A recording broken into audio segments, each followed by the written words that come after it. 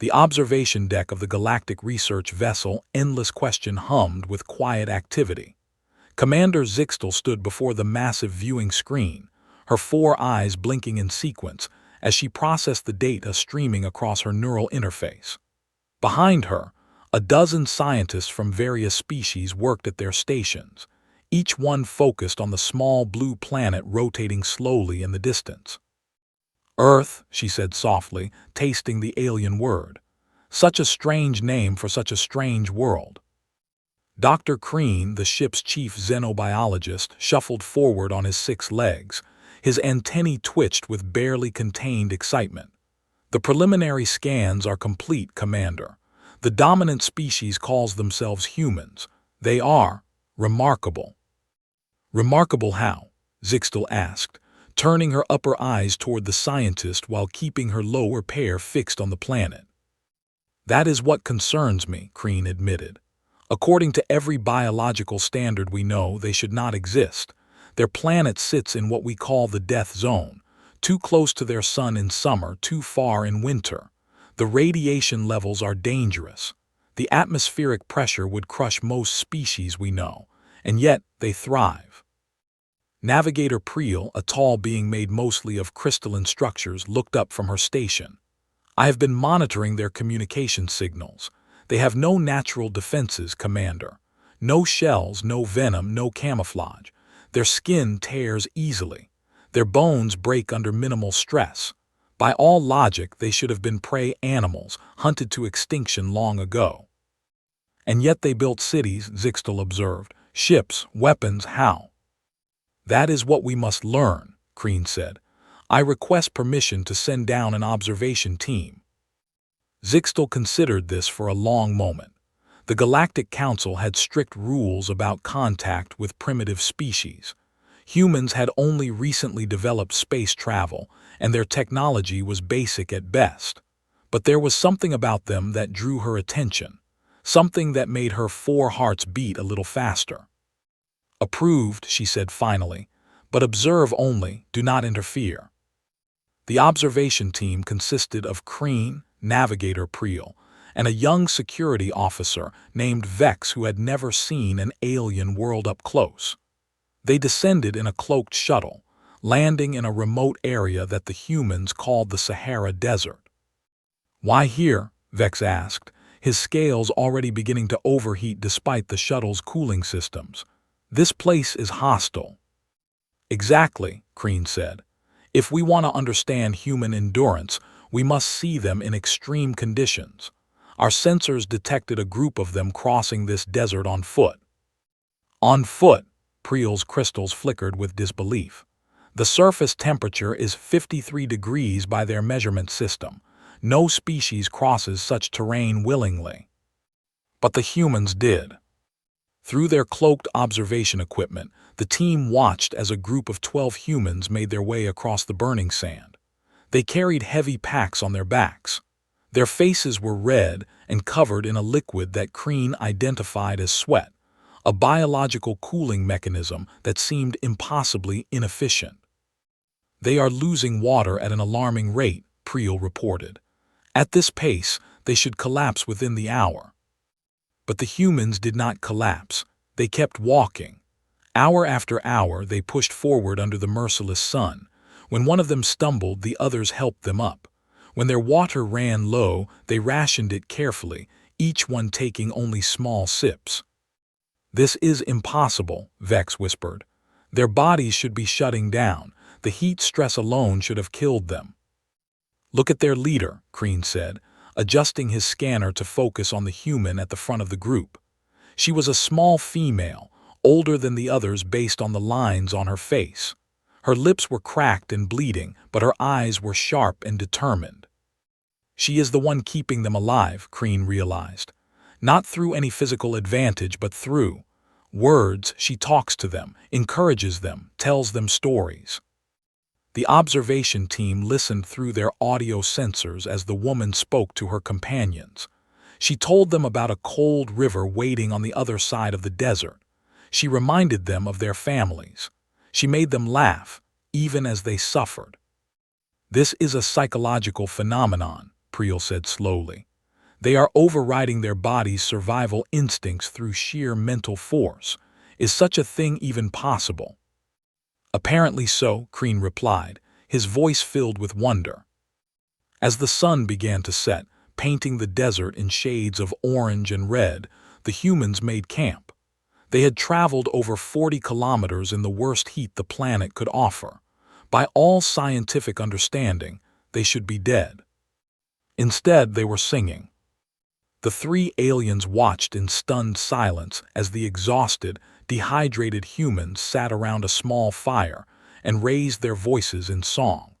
The melody was simple, but there was something in it that made Kreen's heart ache with an emotion he could not name. "We need to report this to the commander," he said finally. "I do not think anyone on the ship will believe us." Back on the endless question, Commander Zixtel reviewed the observation team's recordings with growing disbelief. "You are telling me they chose to do this? No one forced them?" "Correct, Commander," Kreen confirmed. "They call it a marathon. It is a test of endurance. They do it for recreation." Recreation? Zixtel's mandibles clicked in confusion. "They torture themselves for fun." "It appears so. And Commander, this is just the beginning. I have found records of humans doing things far more extreme. They climb their highest mountains where the air is too thin to breathe. They dive to the bottom of their oceans where the pressure would crush our ships. They run through frozen wastelands where temperatures drop far below survival limits." Zixtel was quiet for a long moment. Finally, she turned to face her senior officers. "Call a full council meeting. I want every department head present. This species requires further study." As the officers dispersed to carry out her orders, Zixtel remained at the viewing screen, watching Earth turn slowly in the void. She had studied 1,000 species across 100 star systems. She had seen creatures that could survive in vacuum, beings that lived in fire, organisms that existed as pure energy. But she had never seen anything like humans. "What are you?" she whispered to the distant planet. "What made you this way?" The answer, she suspected, would change everything the galaxy thought it knew about life, survival, and the limits of what was possible. The council chamber of the endless question was designed to hold representatives from 30 different species. Today, every seat was full. The air was thick with tension, and the hum of translation devices working overtime to convert the various clicks, whistles, and vibrations into something everyone could understand. Commander Zixtel stood at the center of the room, surrounded by holographic displays showing Earth and its strange inhabitants. Dr. Kreen waited beside her, his antennae pressed flat against his head in a display of nervousness. "Ladies and gentlemen," Zixtel began, using the human expression she had learned from their transmissions, "what we have discovered on this planet challenges everything we thought we knew about biology and survival. Dr. Kreen will present our findings." Kreen stepped forward, activating the first display. "Humans are persistence predators. This means they do not rely on speed or strength to catch their food. Instead, they simply follow it. They walk after their prey for hours, sometimes days, until the animal collapses from exhaustion." A murmur ran through the assembly. Ambassador Threll, a being who resembled a floating cloud of purple gas, pulsed with skepticism. "That seems incredibly inefficient." "It is," Kreen agreed. "And yet it works. Humans can maintain movement for longer than almost any other land animal on their planet. Their bodies are designed for endurance in ways we are still trying to understand." He changed the display to show a human body in cross-section. "They cool themselves through sweating. This process allows them to regulate their body temperature during extended physical activity. Most other species on their planet must stop and rest to avoid overheating. Humans can keep going." "But surely there are limits," said Dr. Melox, the ship's psychologist. She was a small being with oversized eyes that could see emotions as colors. "Every organism has a breaking point." "That is what we thought," Kreen replied, But observe. The display changed to show footage from a human event called the Badwater Ultramarathon. The scientists watched as humans ran through a place called Death Valley, one of the hottest locations on the planet. This race covers 217 kilometers, Crean explained. The temperature during the event reached 54 degrees, and humans complete it, voluntarily. Some of them are smiling at the finish line. Smiling, repeated Admiral Vorks, the ship's military commander. His armored shell rattled in disbelief. After such an ordeal. Yes, Admiral, because for humans the limit is not physical, it is mental, and their minds are capable of pushing their bodies far beyond what should be possible. Zixtel took over the presentation. We have been observing humans in various extreme conditions over the past week. What we have found is disturbing. She pulled up footage of humans climbing a massive ice-covered mountain. This is what they call Mount Everest. The summit is almost 9 kilometers above sea level. At that height, the air contains less than 1/3 of the oxygen found at ground level. The temperature can drop to -60 degrees. Winds can exceed 200 kilometers per hour. Those conditions would kill any known sentient species within minutes, Ambassador Threll observed. Correct, and yet thousands of humans have reached the summit. Many have died trying, but they keep coming. Year after year, they challenge this mountain, knowing full well it might kill them. The council chamber was silent. Even the ambient noise of the translation devices seemed to quiet. Why, Dr. Mellux finally asked, why would they do such a thing? That is the question, Zixtel said, and we found an answer of sorts. When asked why he wanted to climb Everest, one human explorer said simply, because it is there. That is not an answer, Admiral Vorks said. That is madness. Perhaps, or perhaps it is the key to understanding them. Zixtel changed the display again, this time showing footage from a human hospital. We intercepted this recording from their medical facilities. Watch carefully. The footage showed a human male lying in a bed, connected to numerous machines. His body was broken. Both legs were missing below the knee. Burns covered half his face, but his eyes were open and he was talking to a doctor. This human was involved in what they call an industrial accident, Zixtel explained. An explosion at his workplace. By all medical standards, he should have died. His injuries were catastrophic. What is he saying? Dr. Mellux asked, leaning forward. Zixtel activated the audio translation. The human's voice was weak but steady.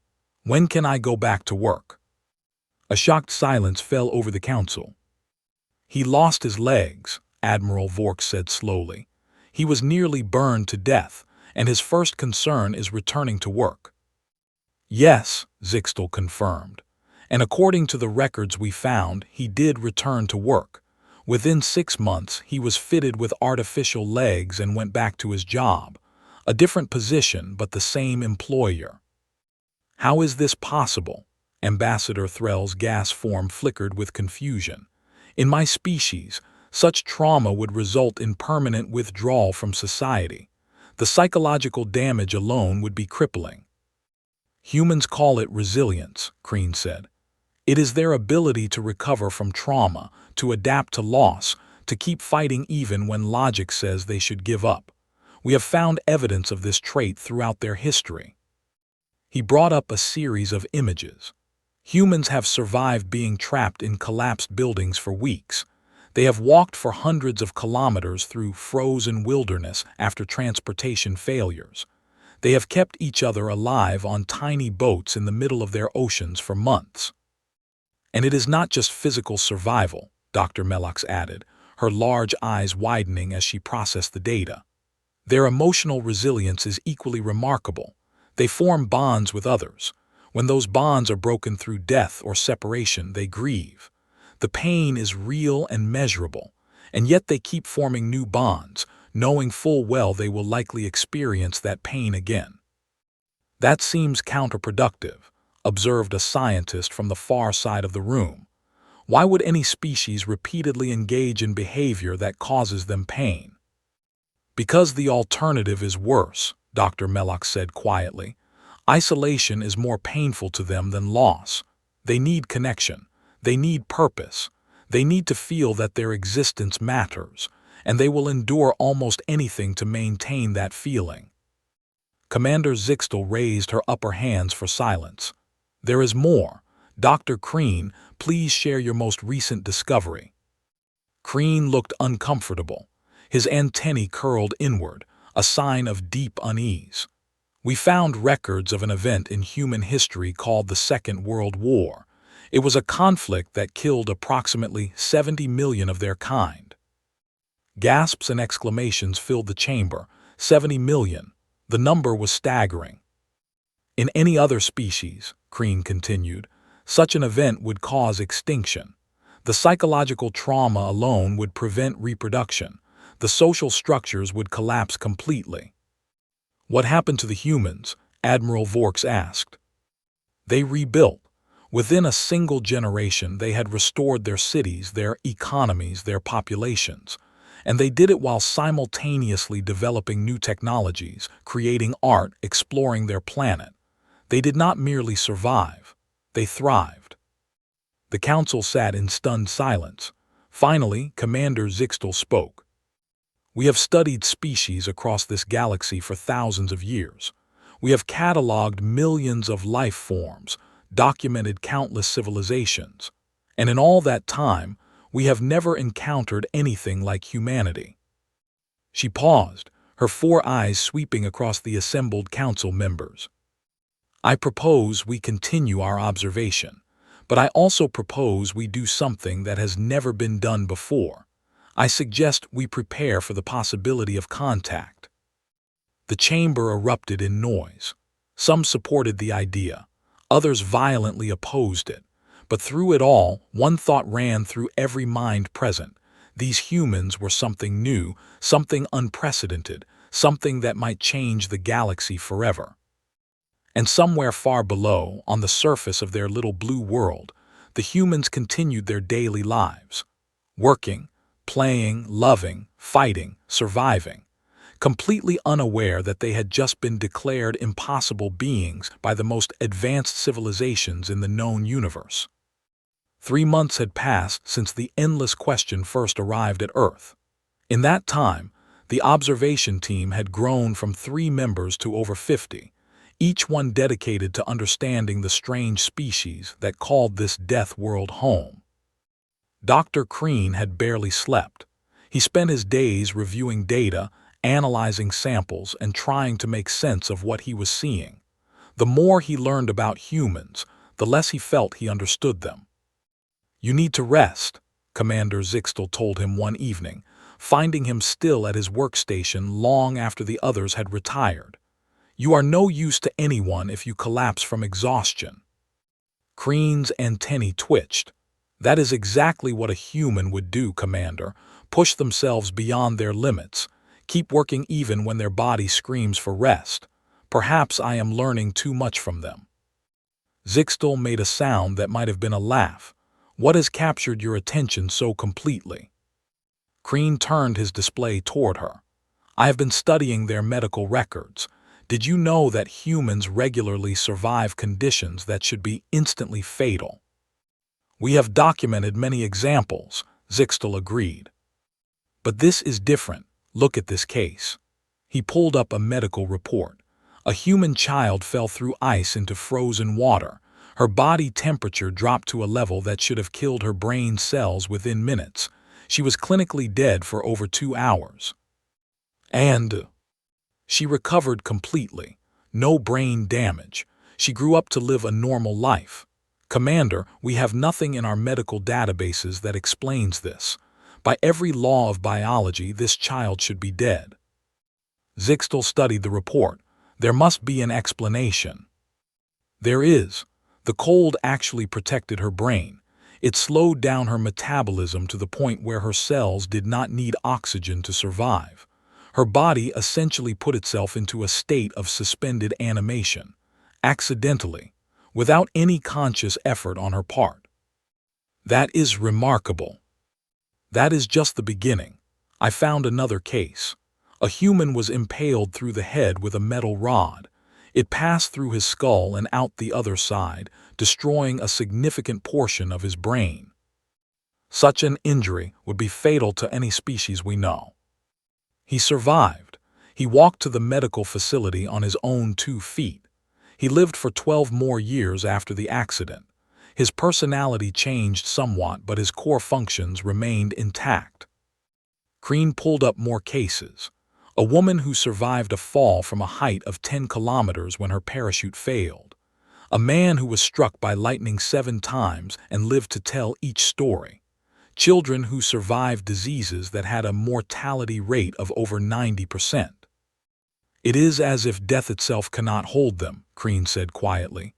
They fight it at every turn. Even when all hope is lost, they keep struggling. Zixtal was quiet for a long moment. "Send for Dr. Melox," she finally said. "I think we need a psychological perspective on this." When the psychologist arrived, she looked tired. Her large eyes had lost some of their usual brightness. "You called for me, Commander."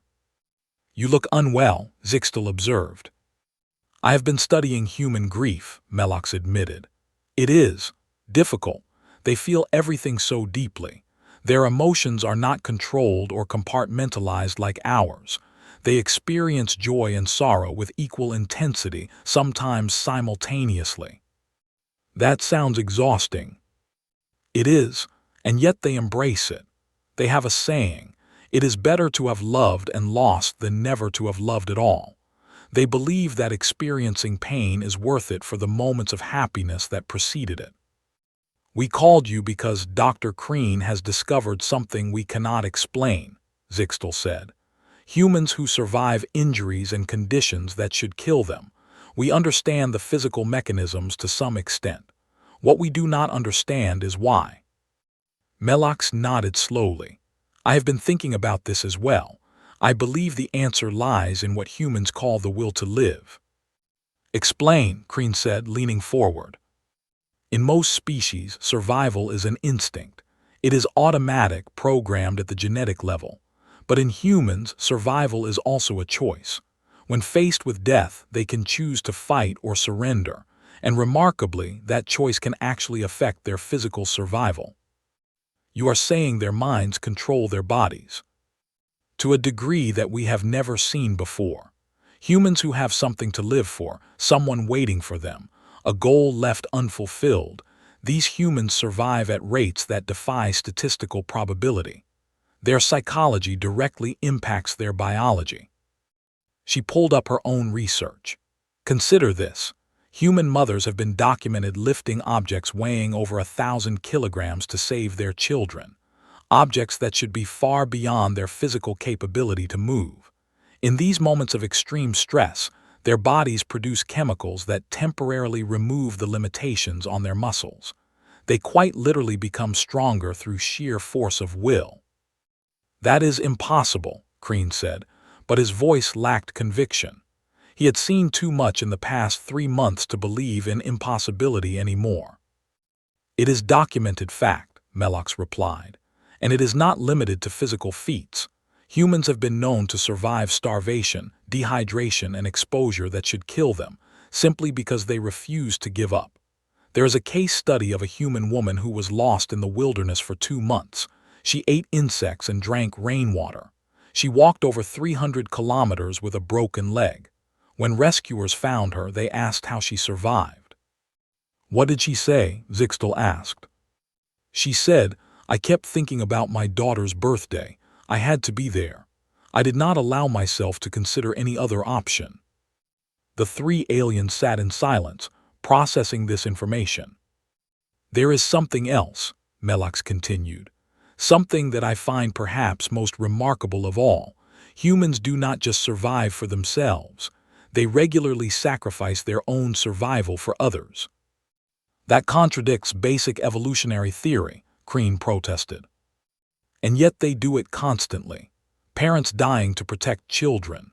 Soldiers dying to protect strangers. Complete strangers risking their lives to save someone they have never met. They call it heroism, and they celebrate it as one of their highest values. Why would any creature value sacrifice over survival? Because humans do not see themselves as individuals only. They see themselves as part of something larger, a family, a community, a species. And they believe that some things are worth dying for. They believe that how they die matters as much as whether they live. Commander Zixtel stood and walked to the viewing port, gazing down at the blue planet below. In 2,000 years of studying alien species, we have always been able to predict behavior based on biology. We understood that survival instinct drives all life. We knew how to approach new species because we knew what they wanted most. She turned back to face the others. Humans have broken every model we have. They do not behave like any species we have ever encountered. They are unpredictable, irrational, and impossible. And I am beginning to think that is exactly what makes them dangerous. Dangerous, Commander? Kreen asked. Not in the way you think. They are dangerous because they will never stop. They will never give up. No matter what challenges they face, they will find a way to overcome them. And one day they will come looking for us. You believe they will achieve interstellar travel. I believe they will achieve anything they set their minds to. They already sent one of their kind to their moon using nothing but chemical rockets and mathematics. They did it because one of their leaders said it was hard. They sought out the challenge specifically because it was difficult. We need to prepare, Mellox said quietly. The galaxy needs to know what is coming. No, Zixtel replied. First, we need to understand them completely, because when they do reach the stars, they will bring all of this with them. Their persistence, their resilience, their impossible refusal to accept defeat, and the galaxy will never be the same. It happened without warning. The endless question sensors detected the human spacecraft long before visual confirmation was possible. It was a small vessel, primitive by galactic standards, powered by a simple ion drive that pushed it slowly but steadily toward the outer reaches of the solar system. It is an exploration probe, Navigator Priel reported. Unmanned, they send these machines to study the far planets. Commander Zixtel watched the tiny spacecraft on her display. This is their technology. This is what they use to explore space. Yes, Commander, it is extremely basic. The power source will fail within decades. The communication systems are already degrading. And yet what? This probe has been traveling for over 40 years. It has crossed the entire span of their solar system. It is still functioning. Zixtel made a sound of grudging admiration. They built something to last, with their limited resources and primitive understanding. There is more, Priel said. The probe carries a message, a golden disk containing sounds and images from their planet. They sent it out hoping that someone might find it, that someone might learn about them. They sent a message into the void, not knowing if anyone would ever receive it. Yes, they call it a greeting to the universe. Zixtel was quiet for a long moment. Then she made a decision that would change everything. Bring the probe aboard. The golden disk was studied by every department on the ship. It contained music, greetings in dozens of languages, images of Earth and its inhabitants, diagrams of human biology, and a map showing the location of their planet. They told any potential finder exactly where to find them, Admiral Vork said, studying the map. That is either incredibly brave or incredibly foolish. Perhaps both, Zixtel replied. That seems to be the human way. Dr. Mellox played one of the recordings from the disc. It was a human child laughing. The sound was simple, joyful, and somehow deeply moving. This is what they chose to represent themselves, she said. Not their weapons, not their technology, a child's laughter. They are more complex than we initially thought, Kreen admitted. They are capable of great destruction but also great beauty. They can be cruel beyond measure and compassionate beyond reason. The discovery of the probe sparked a debate that lasted for weeks. Some argued that the humans had essentially invited contact by sending their message into space. Others maintained that the strict protocols against interference must be upheld. In the end, it was the humans themselves who forced the decision. "Commander," Navigator Priel said one morning, her crystalline form flickering with alarm, "we have been detected." "Impossible. Our cloaking technology is far beyond their capabilities to penetrate." They did not penetrate it. They noticed the gravitational anomaly our ship creates. A human astronomer has been tracking the disturbance for months. She has published a paper declaring that there is an object of significant mass in orbit around their planet that does not appear on any visual sensor. She deduced our presence from gravity alone. Yes, her calculations are remarkably accurate. She has pinpointed our location to within a few hundred kilometers.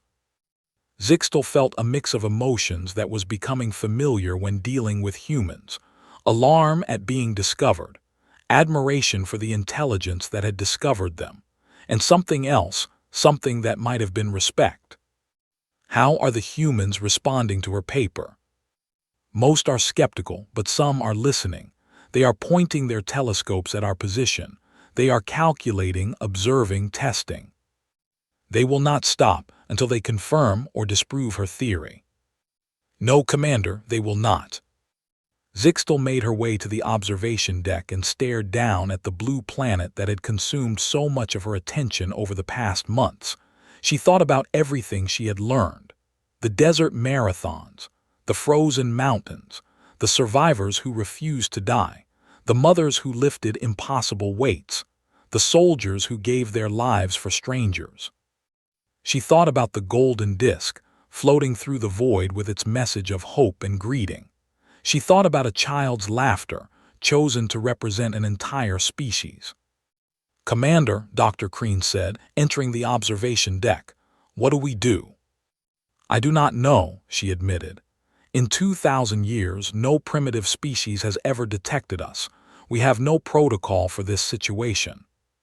We could retreat, move to the outer system, wait for them to forget." "They will not forget. You know that as well as I do. They will wonder and question and investigate. It is in their nature." "Then what?" Zixtel was silent for a long time. Then she said, "I want to speak with the Galactic Council. We need guidance on how to proceed." The transmission to the Council took several hours due to the vast distances involved. When the response finally came, it was not what Zixtel expected. "Your reports have been reviewed," the Council's representative said, his image flickering on the display. "The information about this species is unprecedented. We have never encountered anything like what you describe." "I understand, Counselor. What are your instructions?" The Council has debated for some time. There are those who believe we should leave this system immediately and never return. They argue that these humans are too unpredictable, too dangerous to engage with. And the others? The others believe that these qualities which make them dangerous might also make them valuable. A species that never gives up. A species that survives impossible odds. A species that chooses sacrifice over surrender. Such beings might be exactly what the galaxy needs in the challenges to come. "What challenges, Counselor?" There was a pause. Then the Counselor spoke words that made Zixtel's blood run cold. "The Void Walkers are returning. We detected their scouts in the Outer Rim last cycle. We estimate we have less than a century before they reach the core systems." Zixtel felt all four of her hearts skip a beat. The Void Walkers, the great enemy. The reason so many worlds in the galaxy were empty, lifeless, dead. They had been gone for 10,000 years, but now they were coming back. "And you think the humans might help?" "We think nothing, we hope. The Void Walkers destroyed civilizations far more advanced than ours. They are patient, methodical, and seemingly unstoppable. Every species they have encountered has eventually given up, surrendered, accepted their fate." But humans do not surrender. Exactly, the Council has voted.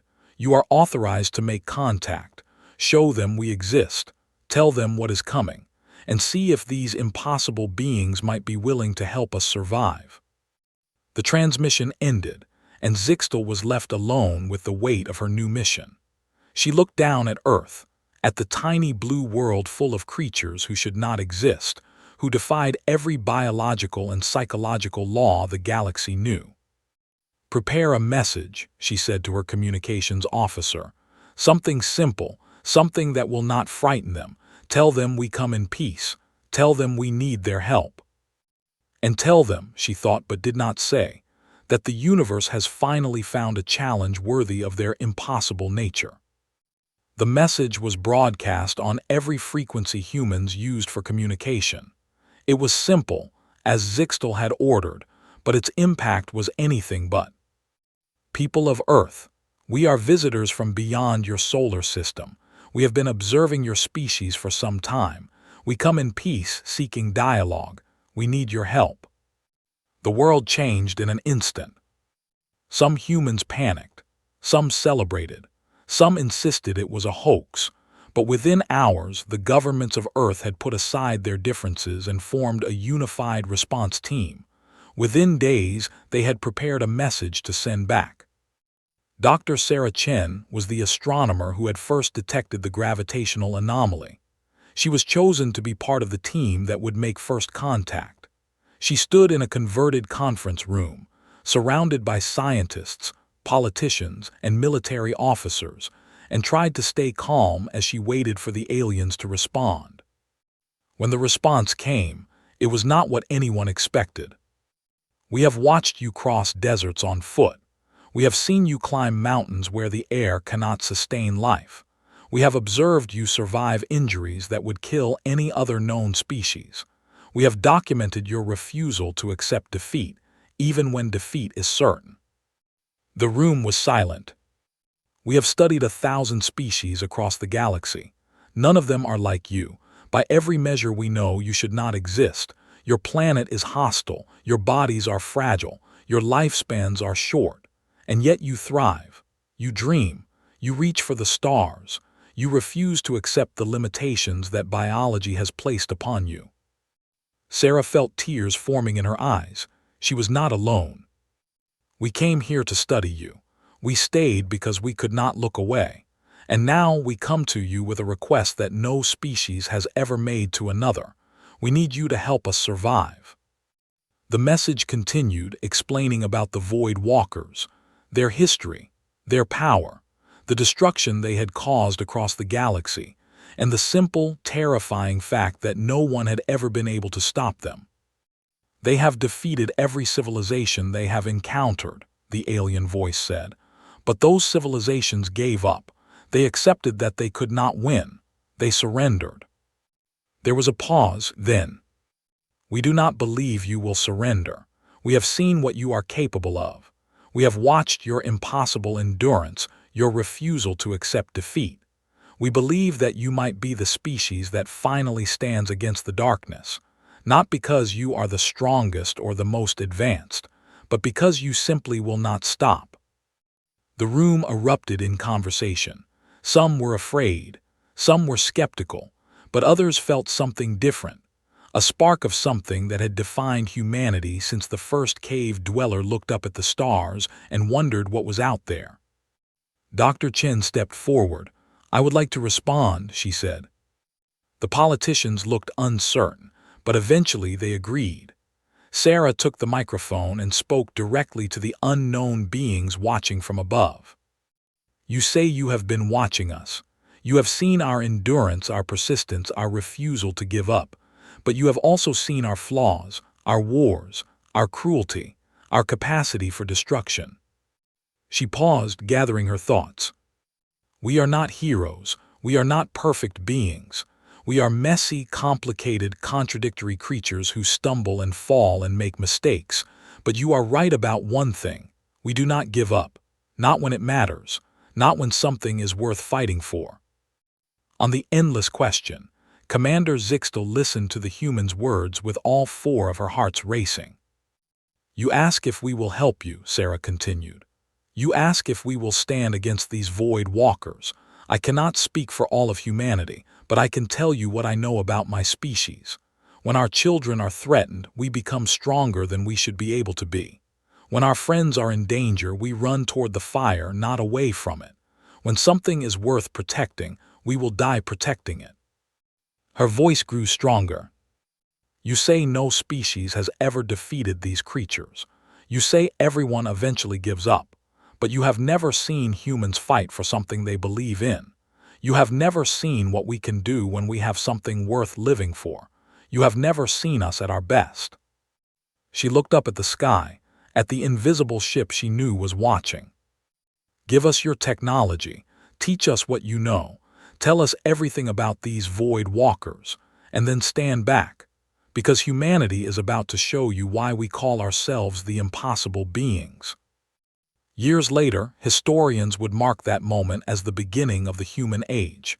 The aliens came down from their ship, treaties were signed, technology was shared, and humanity threw itself into preparing for the war that was coming. They built ships that could cross the galaxy. They developed weapons that could hurt beings of pure darkness. They trained and learned and adapted, just as they had always done. And when the Void Walkers finally arrived, they found something they had never encountered before. A species that would not run. A species that would not surrender. A species that looked at the impossible odds and simply said, "We do not accept these terms." The war lasted for decades. There were losses. There was suffering. There were moments when it seemed like all hope was lost. But humans did what they had always done. They got up when they were knocked down. They kept fighting when they should have been dead. They found strength they did not know they had. And one by one, they began to push back the darkness. Commander Zixtal, now old by the standards of her species, stood on the bridge of the human flagship Victory's Price. Around her, beings from 100 different worlds worked together, united against the common enemy. But it was the humans who led them. The impossible beings who had shown the galaxy what it meant to never give up. "We are receiving reports from the front line," a human officer announced. "The Void Walkers are retreating. All sectors report enemy withdrawal." A cheer went up across the ship, across the fleet, across the entire galaxy. Admiral Chen, her hair now gray but her eyes still sharp, turned to Zixtal with a tired smile. "We did it," she said. "Against all odds, against everything the universe threw at us, we did it." "You did it," Zixtal corrected. "We were ready to give up. Every species in the galaxy was ready to accept defeat, but you showed us another way." "We showed you the human way," Sarah replied. "It is not pretty, it is not elegant, but it works." Zixtal looked out at the stars, at the galaxy that humans had helped save. She thought about that first day in orbit, watching a group of beings cross a desert on foot. She thought about how impossible it had seemed, how she had not been able to understand how they could keep going when their bodies should have failed. Now she understood. "When we first came to your world," she said, "we called you impossible beings. We meant it as a description of your biological and psychological anomalies. But now I understand the truth. You are impossible beings because you make the impossible possible. You look at things that cannot be done and you do them anyway." Sarah smiled. "That is what it means to be human. We do not accept the word impossible. We never have." "And now," Zixtal said, "neither will the rest of us. You have taught the galaxy something it did not know it needed to learn. You have shown us that limits are not walls. They are just obstacles to be overcome." She placed one of her 4 hands on Sarah's shoulder, a gesture she had learned from humans. "Thank you," she said, "for being impossible." And somewhere in the vastness of space, the Void Walkers fled from a galaxy that had finally learned to fight back. They fled from a universe that no longer accepted defeat. They fled from the impossible beings of Earth, who had done what no one else could. They had refused to give up. And that, in the end, had made all the difference.